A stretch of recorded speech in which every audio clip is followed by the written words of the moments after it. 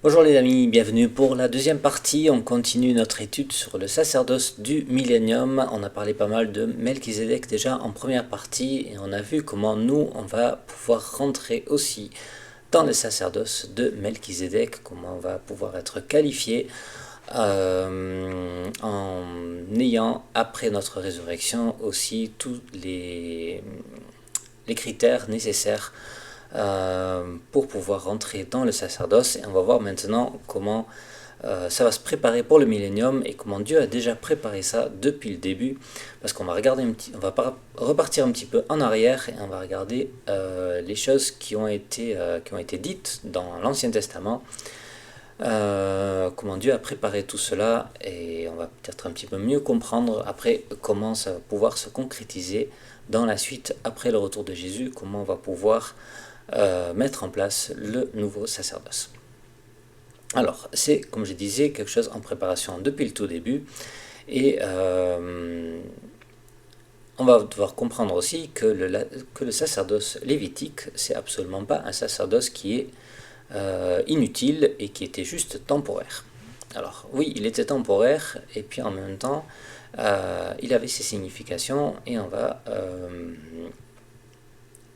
il n'est pas complètement inutile la manière dont il a été instauré, parce que finalement on comprend aujourd'hui pas tellement pourquoi il était si détaillé, pourquoi il y avait tellement de choses, alors que quand nous on veut comparer ce qui compte pour nous, hein, le sacrifice de Jésus au sacrifice de l'Ancien Testament, ben, on va peut-être bien comprendre le sacrifice de l'agneau pascal à la Pâque, à la sortie d'Égypte, mais alors tous les lois avec le Lévitique, c'est beaucoup moins logique pour nous de comprendre pourquoi il y avait tout ça, quel était le but d'avoir instauré tous ces lois et tous ces sacrifices, alors que finalement il allait y avoir Jésus qui, avec sa mort à la croix, accomplissait toutes choses pour nous. Alors, on va regarder dans Exode, chapitre 19. Exode 19.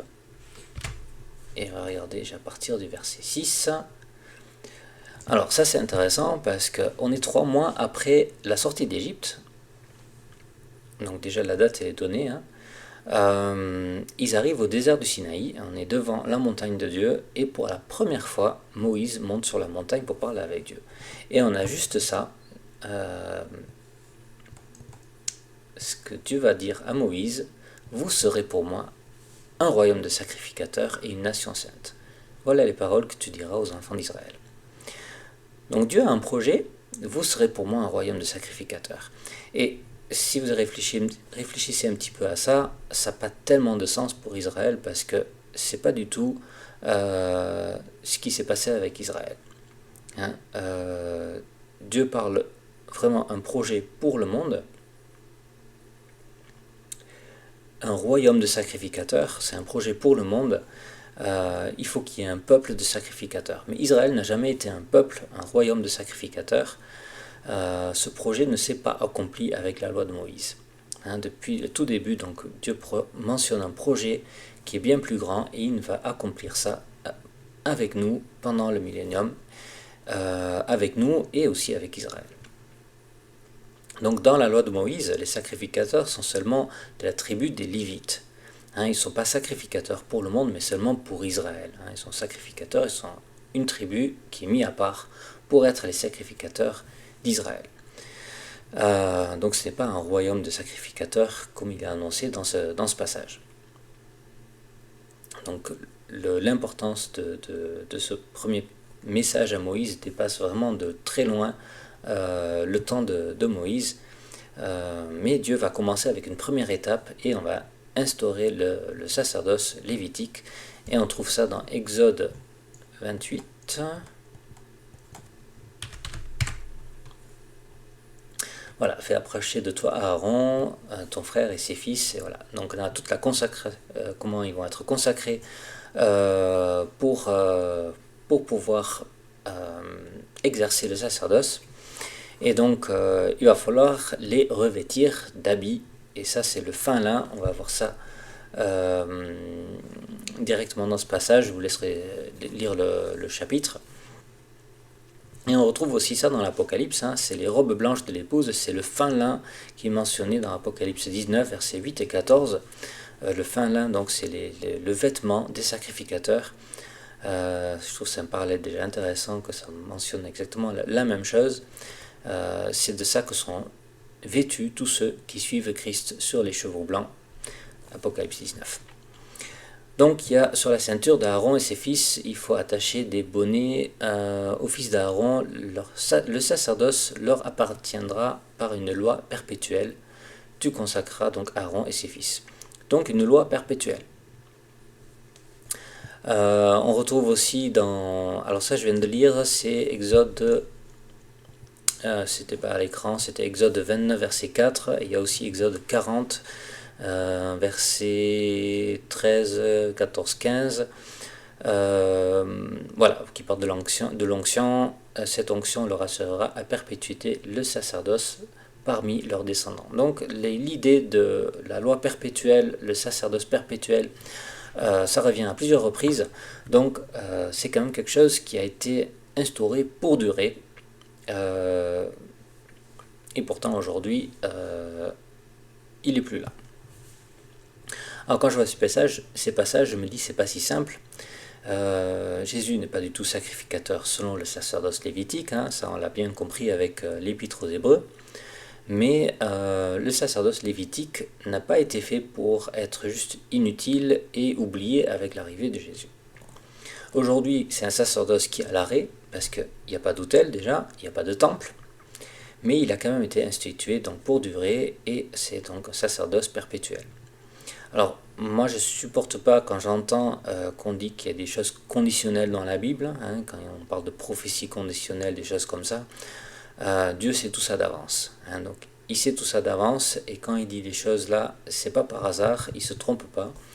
Donc, moi j'en conclus que ce sacerdoce du millénium qui se prépare, c'est en même temps le sacerdoce de Melchizedek, comme on l'a vu, et c'est en même temps le sacerdoce lévitique qu'on connaît de ces textes et qui nous est détaillé dans l'Exode, Lévitique, etc. Donc c'est un nouveau sacerdoce qui est une sorte de fusion des deux sacerdoces en même temps. Et c'est toujours comme tout, hein, il y a toujours trois parties, c'est tout en trois. C'est un troisième sacerdoce, une troisième phase pour le sacerdoce qui va être donc finalement la phase définitive où ce sera un sacerdoce pour le monde. Alors, ça veut dire que le sacerdoce lévitique c'était une préparation, mais ça veut aussi dire que le sacerdoce de Jésus c'était aussi une préparation. Hein, on veut considérer que le sacerdoce de Jésus est quelque chose de final, et bien oui, c'est évidemment final pour nous parce qu'on est sauvé dès aujourd'hui, hein, on rentre déjà aujourd'hui dans la vie éternelle, mais pour le monde finalement il y a encore une troisième phase, il va y avoir un troisième sacerdoce, et dans ce sens-là, le sacerdoce de Jésus est une préparation aussi pour la suite.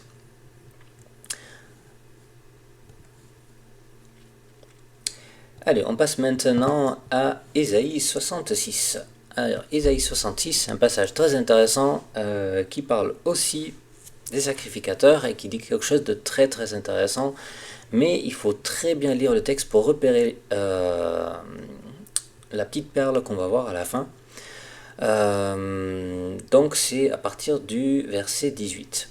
Hein, donc le temps est venu de rassembler les nations, toutes langues, et elles verront ma gloire. Donc on est en train de parler de toutes les nations. Et il faut lire à partir de là parce que c'est ici qu'on dit de qui on parle. Hein, on parle de toutes les nations. Elles verront ma gloire, qui c'est elles, c'est toutes les nations. Hein, donc quand on parle de elles, toutes les nations. On va un petit peu plus loin, verset 20. Ils amèneront, est-ce que c'est ça ici, ils amèneront tous vos frères du milieu de toutes les nations. Donc ils, c'est toutes les nations. Toutes les nations, ils amèneront vos frères.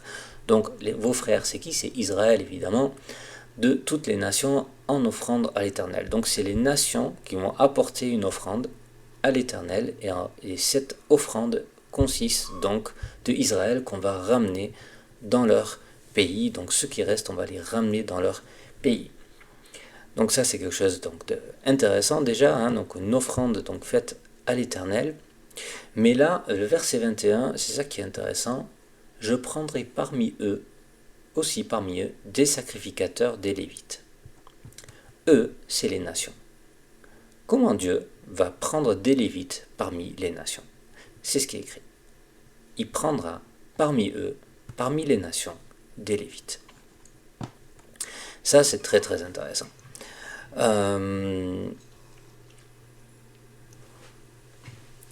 Comment est-ce que les gens des nations peuvent donc devenir des Lévites? On ne peut pas devenir des enfants de Lévi, on ne peut pas devenir des Juifs, on n'est pas Juif, et pourtant c'est écrit. Alors pour moi, la seule manière d'expliquer ça, c'est qu'on va devenir Lévite dans le sens de la fonction, et je l'explique de la manière que le sacerdoce de Melchizedek, dont on fait partie, on a compris maintenant qu'on fait partie, qu'on va faire partie après la résurrection, après avoir reçu notre nouveau corps, de ceux qui sont les élus qui font partie de la première résurrection, on va donc intégrer le sacerdoce lévitique. En tant que sacerdoce de Melchizedek, on va rentrer dans le sacerdoce lévitique. Donc notre futur sacerdoce, le sacerdoce de Melchizedek, va devenir une part du sacerdoce lévitique. Parce que comme on a vu, les deux sacerdoces ont été établis pour toujours. À perpétuité, c'était écrit. Donc de toute façon, il n'y a qu'un seul autel, il n'y a qu'un seul nouveau temple. Il faut que les deux fonctionnent ensemble. Donc les deux vont fusionner ensemble, et peut-être mieux dire celui de Melchizedek va intégrer le sacerdoce lévitique, et en même temps il est supérieur. Ça veut dire aussi que le sacerdoce lévitique va être réactivé parce qu'on va avoir les deux en même temps. Donc celui de Melchizedek, on comprend comment on fait partie, mais on ne sait pas encore vraiment ce qu'on va faire. Celui du Lévitique, on comprend ce qu'il faisait, mais maintenant on ne comprend plus pourquoi. Donc il y a encore un petit peu des choses à expliquer. En tout cas, ce verset-là, ce passage de Isaïe 66 est très intéressant parce que voilà, Dieu dit il va choisir parmi les nations des Lévites. Alors je vais dire maintenant qu'on va retourner au sacrifice d'animaux. On va réactiver la loi, le sacerdoce lévitique, et on va revenir à des sacrifices d'animaux. Parce que ne pas en avoir, c'est très étonnant, parce que si on est sacrificateur, il faut bien qu'il y ait un sacrifice, et en même temps, avoir des sacrifices d'animaux, pourquoi on a eu Jésus, c'est très étonnant aussi. Donc, vous étonnez pas de ça, on va regarder un petit peu comment c'est possible, et comment ça va pouvoir se mettre en place. Hébreu, on va retourner à Hébreu 7, Hébreu 7, voilà, c'est verset 12 que je voulais afficher. Le sacerdoce étant changé, il y a nécessairement aussi un changement de loi. Alors peut-être que je peux m'appuyer un peu sur ce verset pour dire qu'il y a un changement de loi. Est-ce qu'il y a un changement de loi? Est-ce que je ne suis pas en train de remettre en cause des choses que je ne peux pas remettre en cause? Ça peut sonner comme un blasphème parce qu'aujourd'hui Jésus suffit. Et oui, évidemment, Jésus aujourd'hui suffit. Il n'y a que Jésus parce qu'aujourd'hui nous ne sommes pas sous la loi, nous sommes sous la grâce. C'est notre régime. Et est-ce que je peux remettre en cause le sacrifice de Jésus qui a donné sa vie une fois pour toutes? C'est quand même très clair. Je ne veux surtout pas minimiser le rôle de Jésus, parce que c'est lui qui a tout permis, c'est lui, par sa mort à la croix, qui nous ouvre donc le chemin à la vie éternelle. Mais après son retour sur la terre, il y a quand même des choses qui changent. Alors, par là, qu'est-ce qui change? Qu'est-ce qui change au niveau de la loi? Qu'est-ce qui peut changer? C'est l'accès au salut. L'accès au salut pour les gens du monde qui sont sous la condamnation. Et c'est quelque chose qui n'est peut-être pas évident à comprendre, mais nous savons que les dimanches, au culte, nous prenons la Sainte Seine, l'Eucharistie pour nos amis catholiques. Jésus nous a ordonné cette pratique avec un délai. Nous pratiquons cela jusqu'à son retour, jusqu'à ce que Jésus revienne. C'est dans le texte. Pourquoi? Parce qu'après le retour de Jésus, nous sommes en parfaite union avec lui. Ok, c'est super, tout va bien pour nous. Mais pour le reste du monde, comment est-ce que le monde va pouvoir se réconcilier avec Dieu? Et quand je parle du monde, je parle des vivants, je parle des morts, je parle peut-être surtout des morts, mais ça j'ai abordé ça dans d'autres vidéos. Donc je ne vais plus trop rentrer sur ces sujets-là. En tout cas, après le retour de Jésus, il n'y a plus de Sainte Seine, parce que c'est jusqu'à mon retour, c'est ce qu'il dit. Donc pendant tout le millénium, il n'y a plus de Sainte Seine. hein. C'est une pratique qu'on va conserver seulement jusqu'à son retour. Alors, si on ne célèbre plus la Sainte Seine, est-ce qu'on célèbre encore la mort et la résurrection de Jésus? Est-ce que la mort de Jésus est encore au bénéfice des hommes? Alors aujourd'hui, on peut considérer que le sacerdoce lévitique, c'est du passé, mais quand on va être au troisième sacerdoce, celui du millénium, est-ce qu'on va considérer que le sacerdoce de Jésus, c'est du passé? Alors, d'une certaine manière, oui, ça sera du passé, et en même temps, Jésus est devenu le souverain sacrificateur pour toujours. Alors la question c'est peut-être plutôt, est-ce que le sang de Jésus sera encore applicable pour sauver les hommes? Et là je vais dire non, parce que son sang nous sauve du jugement. Et là le jugement il sera déjà passé. Donc c'est plus le sang de Jésus. Si Jésus n'est plus celui qui appelle les hommes pour être sauvés par son sang, qui va appeler les hommes pour être sauvés? Et là, la réponse, je l'ai dans la Bible, hein, Apocalypse, l'Esprit et l'épouse disent viens. Hein, dernier chapitre de l'Apocalypse, l'Esprit et l'épouse disent viens. Et moi, je trouve ce verset absolument formidable parce que on voit qu'il y a un appel au monde et c'est un appel pour sauver le monde. Hein, c'est l'épouse, c'est ce qu'on va devenir, c'est l'objectif de ce projet de Dieu que Dieu a avec nous. L'Esprit et l'épouse, on va prendre en charge le ministère de la rédemption des hommes. Et puisqu'il faut qu'il y ait des sacrifices pour pouvoir donner le salut aux hommes, nous allons utiliser le système du sacerdoce lévitique pour ouvrir la voie au salut. Et donc ça veut dire que le système lévitique va être réactivé, va redevenir applicable. Alors, moi je dis les choses à la mesure dont je les comprends, mais je pense que c'est quand même, ça a du sens. Le royaume de sacrificateurs que nous allons former, c'est un rôle d'intermédiaire entre Dieu et les hommes. Aujourd'hui, il n'y a que Jésus qui est intermédiaire entre Dieu et les hommes. Mais c'est un rôle qu'il nous a donné. C'est ce que faisaient les Lévites. Hein, Dieu parle à travers les Lévites consacrés au reste du peuple. Et c'est une image quand même des choses que Dieu avait prévues déjà d'avance. Et c'est pour ça qu'il a instauré les choses pour les Lévites de cette manière-là.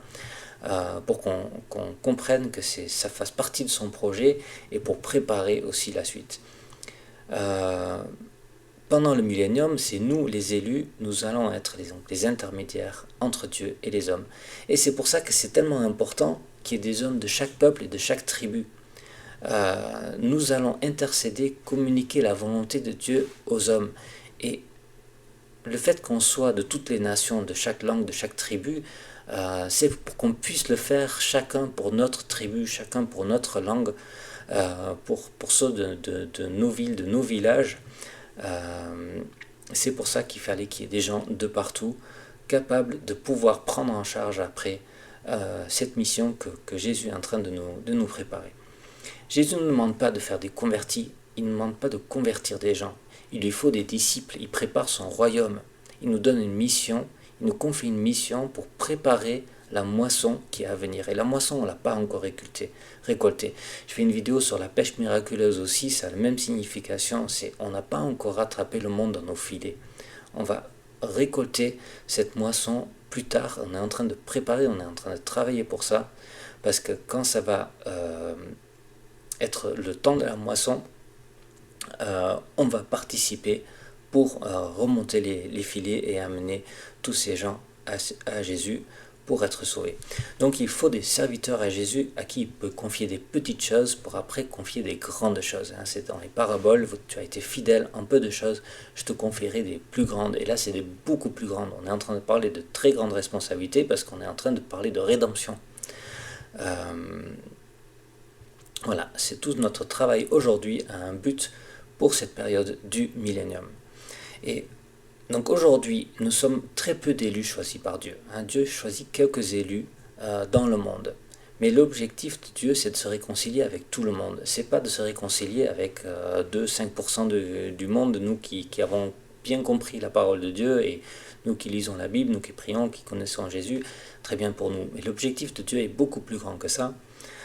Dieu veut se réconcilier avec le monde et il est en train de nous préparer, nous aussi, et il est en train de préparer le monde pour que quand cette moisson arrive à maturité, il va pouvoir nous utiliser pour ce travail-là.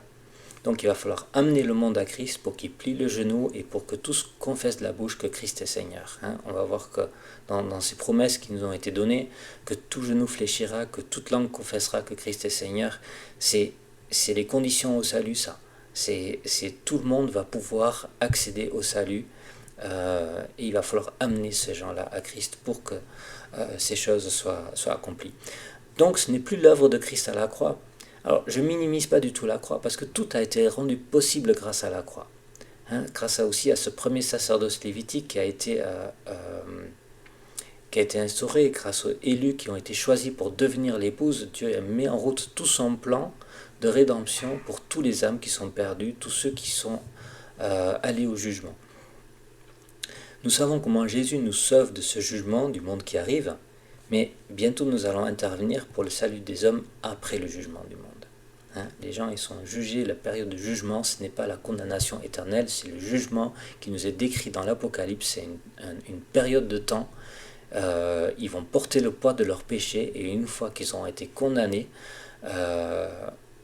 on va devoir appeler le monde à venir à Christ parce que Dieu il veut se réconcilier avec le monde. Et ensemble, donc, l'épouse avec le Saint-Esprit, on appelle le monde à venir à Christ. L'Esprit et l'épouse qui disent « Viens ». Voilà, donc aujourd'hui, le salut est accessible par le sang de Christ. Le salut, c'est le sang de Christ, c'est ce qu'on a bien compris dans notre doctrine. Mais le salut dans la Bible, comme il a été prophétisé, c'est un lieu. Le salut il sera à Sion et on appelle le monde à venir à Sion. Il va falloir appeler les gens pour qu'ils viennent, parce qu'il va falloir qu'ils viennent à un lieu. Le salut, ça va être à Sion, c'est un lieu. Donc vraiment quelque chose qui change au niveau de la loi, au niveau de la pratique, au niveau du sacerdoce. Tellement de choses qui vont être différentes, on va être émerveillé et je pense que je suis encore très loin d'avoir tout compris comment tout ce projet va se mettre en place. Mais voilà, j'ai quelques pistes là, donc déjà que je partage avec vous parce que voilà, j'ai l'impression qu'il y a vraiment beaucoup de choses précieuses dans tous ces textes. Voilà, donc le sacerdoce, il s'est accompli dans des lieux différents sur la terre. On a compris, il y a le tabernacle, ensuite il y a le temple. Le temple qui a été construit donc d'abord par Salomon, le premier temple. Israël avait d'abord la tente, le tabernacle qui a été fait à l'image du tabernacle céleste. Mais après, Israël, avec David et Salomon, ils ont construit le temple. Donc, le sacerdoce du tabernacle a donc transitionné vers le sacerdoce du temple. Alors, pourquoi je parle de ça ? Parce qu'aujourd'hui, nous sommes encore dans le premier sacerdoce céleste. Jésus n'est pas rentré dans un temple. Jésus est rentré dans le tabernacle céleste. Il est aujourd'hui, donc, on est encore dans le temps du tabernacle céleste. Mais bientôt ce tabernacle ne sera plus parce qu'on va passer au temps du temple. On va passer au temple, un temple en dur qui a des fondations solides, un temple qui va durer pour l'éternité. Le tabernacle céleste, tout comme le tabernacle terrestre d'ailleurs, il était à l'initiative de Dieu. C'est Dieu qui a dit comment il fallait faire le tabernacle. Mais le temple, c'est le projet des hommes, c'est réalisé par les hommes. C'est David qui a ce projet, qui mène ce projet pour construire le temple. Et David, ça représente Jésus, évidemment. Il prépare cette construction du temple et qui symbolise donc la venue du Christ. David était un guerrier, c'est pas lui qui a fait le temple. C'était pas à lui de construire le temple. Et Jésus aussi, il va revenir comme Josué pour combattre, j'en ai parlé aussi. C'est pas Jésus qui sera le temple, c'est nous qui serons le temple. Il écrit dans l'Apocalypse, il fera de nous des colonnes dans le temple. Comme Salomon qui vient après David, c'est après le temps de la guerre, après le temps de conquête, après le temps de jugement de Jésus, après son retour, qu'il va y avoir le temps des fils de Dieu que nous sommes, donc ce qui est représenté par Salomon, le temps de paix, le royaume de paix éternel et la construction du temple. Salomon, c'est celui qui reçoit donc aussi l'héritage de David. Il y a vraiment beaucoup de parallèles très intéressants à faire, hein, de partout dans l'Ancien Testament. Salomon, c'est celui qui reçoit l'héritage de David, et nous aussi on reçoit l'héritage de Christ avec la sagesse, avec les richesses et la longue vie qui reçoit aussi, la longue vie qui représente la vie éternelle. Hein, c'est ce qui nous est donné pour nous qui allons former donc ce temple et ce nouveau sacerdoce pour le royaume de paix, le royaume éternel. Voilà, alors je ne vais pas faire des vidéos trop longues, il nous reste une troisième partie à faire, on va parler du livre d'Ézéchiel avec les sacrifices. Voilà, je vous dis à bientôt, que Dieu vous bénisse.